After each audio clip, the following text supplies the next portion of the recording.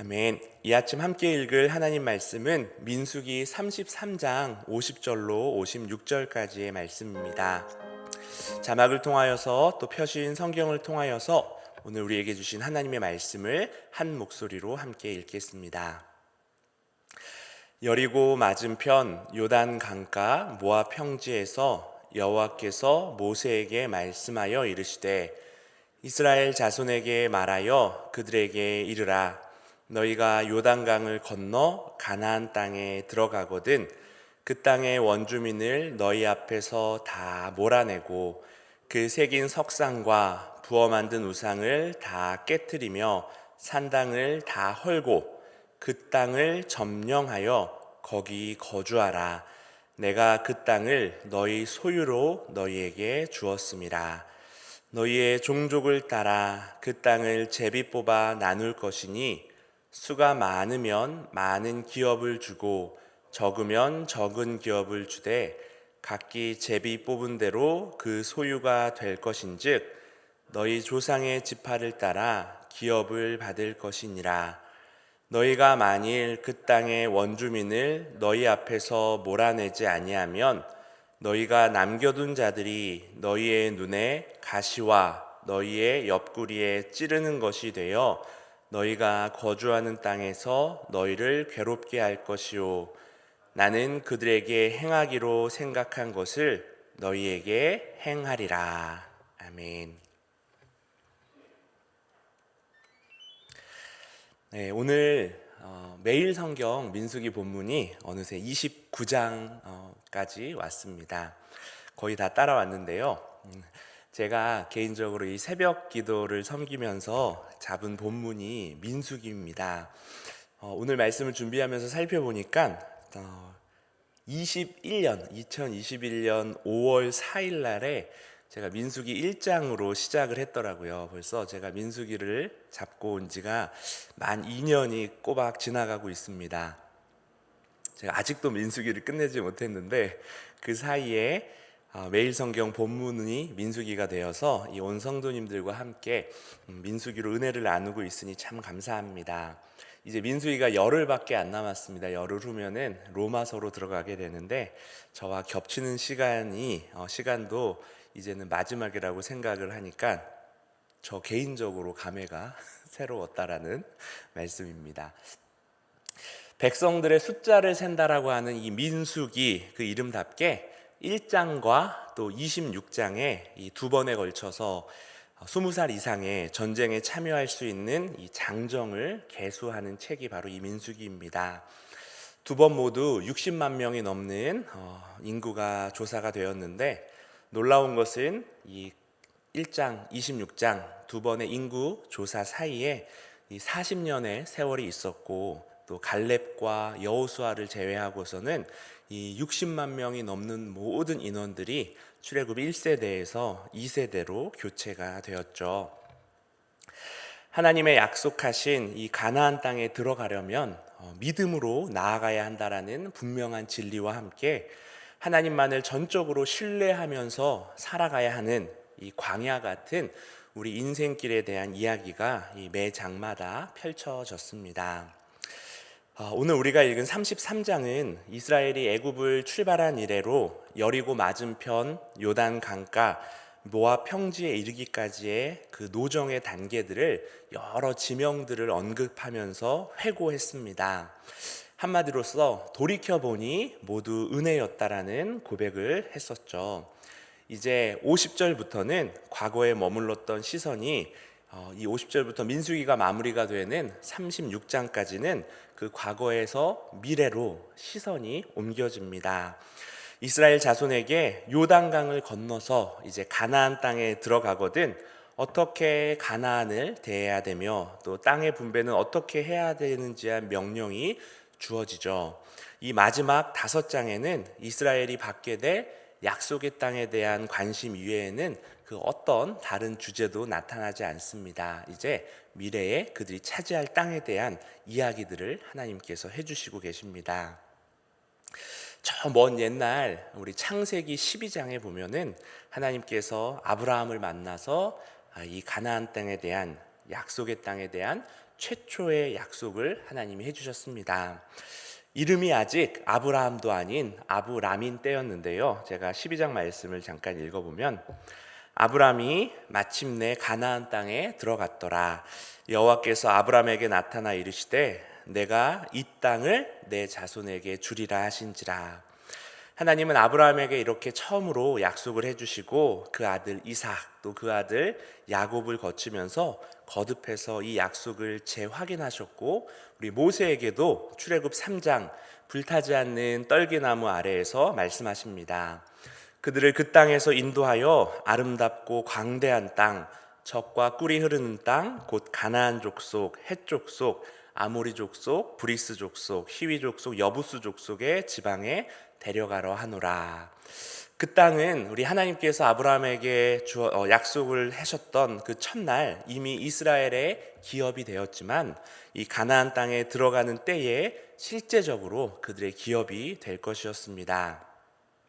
그래도 이제 눈앞에 약속의 땅을 앞에 둔 이스라엘 백성에게 우리 민수기 마지막에 주어지는, 이 길게 주어지는 땅에 대한 율법은 정말로 하나님께서 그 땅을 정복하게 하셔서 이 율법을 복종할 수 있는 상황과 환경을 너희들에게 예비하실 것이라는 기대감을 또 갖게 합니다. 즉 이 율법들은 이 가나안 땅이 곧 그들의 것이 되리라는 약속의 성취를 보증하는 역할을 하는 것이죠. 지키지도 못할 율법을 주시는 하나님이 아니시니까 말입니다. 그렇다면 이 땅에 대해서 어떠한 율법을 주셨는지를 이제 36장까지 한번 살펴보겠는데요. 오늘 먼저 33장 또 34장 초반까지는 어떠한 말씀인지를 같이 살펴보도록 하겠습니다. 이 미래에 대한 또 약속에 대해 땅에 대한 그 하나님의 지침, 그 핵심은 바로 이스라엘 백성들의 철저한 순종이었습니다. 오늘 52절 말씀을 보면 가장 중요한 일은 바로 가나안 원주민을 그 땅에서 다 몰아내고 모든 우상을 깨트리면서 산당을 헐어야 했습니다. 한마디로 우상을 제거하라는 것이죠. 하나님은 바알과 또 아스다롯 등 이 가나안 우상을 제거하고 그 땅을 하나님만 섬기는 거룩한 땅으로 만들기를 원하셨습니다. 여러분, 적당한 타협은 허용되지 않습니다. 사실 이렇게까지 해야 하나라는 싶은 생각이 들 수도 있을 만큼 엄격한 규칙을 하나님은 원하십니다. 지금보다도 노동력이 엄청나게 큰 재산이었던 그 시절을 생각하면 이 이스라엘이 가나안 땅을 정복하면서 적당히 그 땅의 민족들을 자신들이 부릴 수 있는 노예로 삼는다면은 더 편하고 또 윤택한 삶을 살 수 있었을지도 모릅니다. 하지만 우리 하나님의 생각은 달랐어요. 가나안 거민들을 하나도 남김없이 진멸하라고, 몰아내라고 명령하십니다. 하나님의 생각이 우리 사람의 계산과 다르다라는 것이죠. 이스라엘 백성은 얼마든지 그들을 통제할 수 있다라고 생각했을지 모릅니다. 가나안 거민들을 다 죽이는 것보다는 이 얼마간 남겨두는 것이 더 낫겠다고 생각하는 것이 인간적으로는 더 합리적이고 합당한 일처럼 보였을 수 있죠. 하지만 통제할 수 있다라고, 우리 손에 있다고 통제할 수 있다라고 여기는 그것이 실제로는 통제할 수 없는 때가 더 많습니다. 작아 보여도 그것이 가지고 있는 악 영향이 대단한 경우도 너무 많아서 우리를 잡아먹는 경우 역시도 빈번하게 일어납니다. 생각해 보면은 세상의 이치는 우리의 눈에 보기에 그럴듯하고 세상의 이론들이 이 하나님의 말씀보다 더 합리적으로 우리 눈에 판단될 때도 있습니다. 그에 반해서 세상 급한 우리에게 하나님의 방법은 뭔가 답답하기도 하고 미련해 보일 때가 있지만, 우리 십자가의 도가 멸망하는 자들에게는 미련한 것이요 구원을 받는 우리에게는 하나님의 능력이라고 했던 우리 고린도전서 1장 18절 말씀처럼 하나님의 말씀이 결국 옳았다라는 것이, 하나님의 말씀으로만 우리가 구원받을 수 있다라는 것을 우리는 고백하지 않을 수 없습니다. 내가 통제할 수 있을 것 같아서 내 뜻대로 행하고 또 하나님의 말씀을 우리가 어기게 된다라면은 반드시 후회할 수밖에 없다라는 것을 우리가 잊지 않기를 바랍니다. 하나님의 두 번째 명령은 그 땅을 점령해서 거기 거주하라는 것입니다. 이스라엘 백성은 하나님께 진리의 말씀을 직접 지시받은 자들로서 말씀에 순종함으로 하나님의 뜻을 그 땅에 실현시켜야 했습니다. 이 하나님의 뜻을 세우는 나라로서 이스라엘을 부르셨음 때문이라도 우리 다른 민족을 노예로 삼을 수가 없는 것이죠. 자기 자신들이 애굽에서 노예로서 고통받다가 하나님께 부르짖어서 여기까지 왔는데 자신들도 똑같이 다른 민족을 노예로 부린다라는 것은 하나님이 보시기에도 옳지 않고 이 하나님의 거룩함을 드러내려 택하신 민족에게는 전혀 맞지 않는 일이었기 때문입니다. 하나님은 이 가나안 땅을 이스라엘의 소유로 주셨습니다. 즉 그곳의 책임자는 바로 이스라엘 백성이죠. 하나님은 세상의 모든 나라와 민족을 책임지라고 하지 않으십니다. 지금 내가 살아가는 그곳에서 소명자로 살아가도록 우리를 부르십니다. 34장으로 넘어가면은 가나안 땅의 동, 서, 남, 북 경계에 대해서 자세하게 기록되어 있는데요. 경계라는 것은 우리의 소명의 경계이면서도 또한 탐욕의 경계이기도 합니다. 하나님은 이스라엘에게 세상의 모든 땅을 정복하라고 하지 않으십니다. 오직 가나안 땅만을 이스라엘에게 허락하셨죠. 아무런 경계가 없다면은 당연히 탐욕이 일어나서 모든 나라를 정복하려고 할 것입니다. 이스라엘의 존재 목적은 광활한 땅을 정복하는 것이 아니라 거룩하게 사는 것이었습니다. 그래서 모든 이방 민족이 이스라엘을 보며 하나님의 살아계심과 거룩하심을 볼 수 있어야 했죠. 마찬가지로 하나님은 저와 여러분이 살아가는 그곳에서 소명자로 살아갈 수 있도록 무엇보다도 하나님을 증거하는 자로 살아가도록 우리를 부르셨습니다. 이 땅에서 떵떵거리며 잘 살아가라고 우리를 부르신 것이 아니라 하나님을 닮아 거룩하게 살아가도록 부르셨습니다. 우리의 순종과 또한 섬김으로 또한 하나님께서 우리에게 선물로 허락하신 우리의 구원을 즐겁게 누리고 또 하늘 가족으로 부르신 믿음의 공동체 안에서 같이 기쁨을 누리고 눈물을 닦아주며 함께 살아가는 우리의 모습을 통하여서 하나님의 살아계심과 거룩하심을 증거하는 우리 다들임이 되도록 하나님이 부르셨음을 기억합니다. 원주민을 다 몰아내고 우상을 반드시 제거해야 하는 이유가 이어서 기록됩니다. 만약 그들을 몰아내지 않으면 그들이 이스라엘 백성들의 눈에 가시가 또한 옆구리에 찌르는 것이 될 것이라고 하나님은 경고하시는데요. 여러분, 인간은 선한 것을 본받기보다는 악한 것을 따르기가 참 쉽죠. 우리 아이들을 키울 때에도 나쁜 행동은 가르쳐주지 않아도 그렇게 습득이 빠른데 비해서 배려하고 또 양보하고 봉사 같은 것을 가르치는 것은 교육하고 또한 시간이 반드시 절대적으로 필요하다는 것만 봐도 그렇습니다.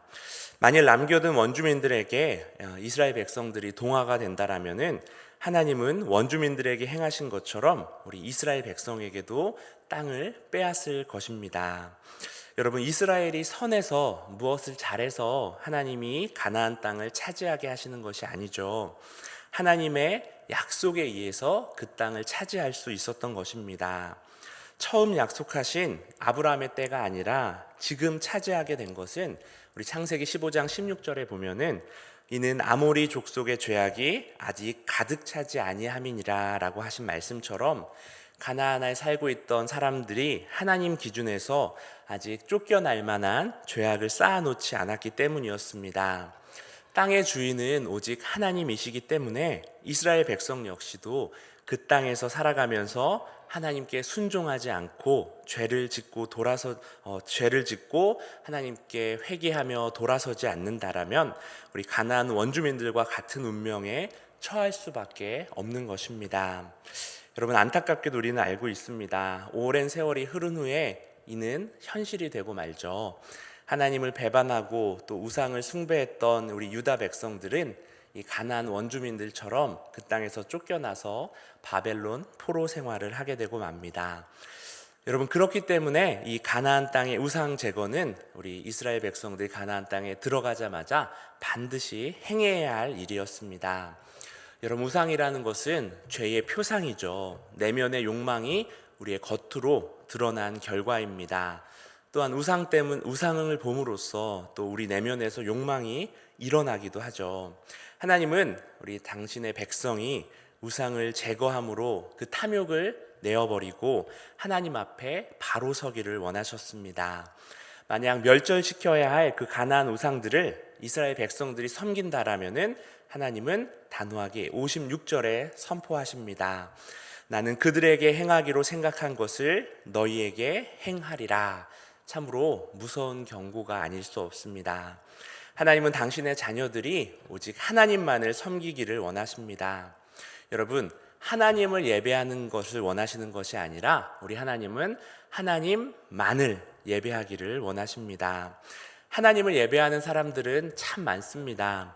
바벨론에게 남유다가 멸망당할 때까지, 예레미야를 잡아 넣을 때까지 우리 예루살렘 성전에서 상번제는 단 한 번도 멈추지 않았습니다.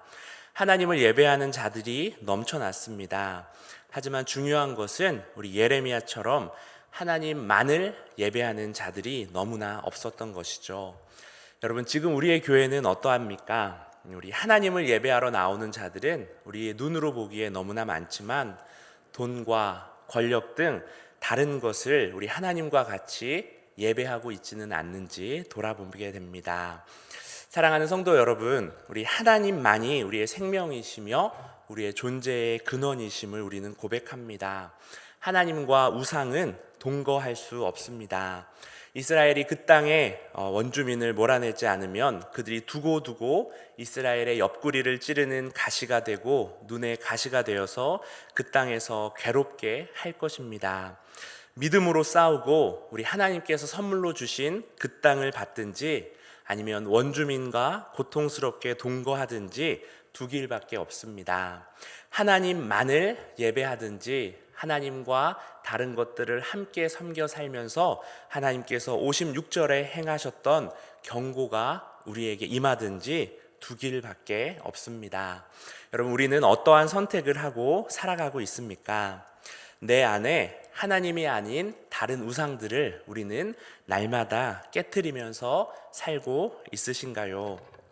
사랑하는 성도 여러분, 우리에게 주어진 우리 약속의 땅을 우리 하나님을 날마다 선택함으로써 또한 온전히 하나님의 말씀에 순종함으로써 무엇보다도 하나님만을 예배하는 자들로서 그 땅을 온전히 차지하는 우리 저와 여러분 되기를 간절히 소망합니다. 우리 자막을 통하여서 합심 기도문을 함께 읽겠습니다. 사랑의 하나님, 지금까지 함께 해주신 우리 하나님을 기억하고 우리를 가장 선한 길로 인도하심을 신뢰하며 하나님의 말씀에 온전히 순종하는 우리의 남은 날이 되게 하옵소서. 다드림의 다음 세대를 허락하시고 그들을 위해 좋은 선생님들을 많이 허락하심을 감사합니다. 교회 학교 선생님들에게 은혜를 더하여 주시사 기쁨으로 우리 아이들을 섬기게 하옵소서. 장례 중인 박정윤 집사님 가정을 기억하시고 하나님의 따스한 위로가 임하게 하소서. 그 가정에 복음 안에서 변화되는 주님의 때로 역사하여 주옵소서. 참 소망 되신 예수님의 이름으로 기도드립니다. 아멘.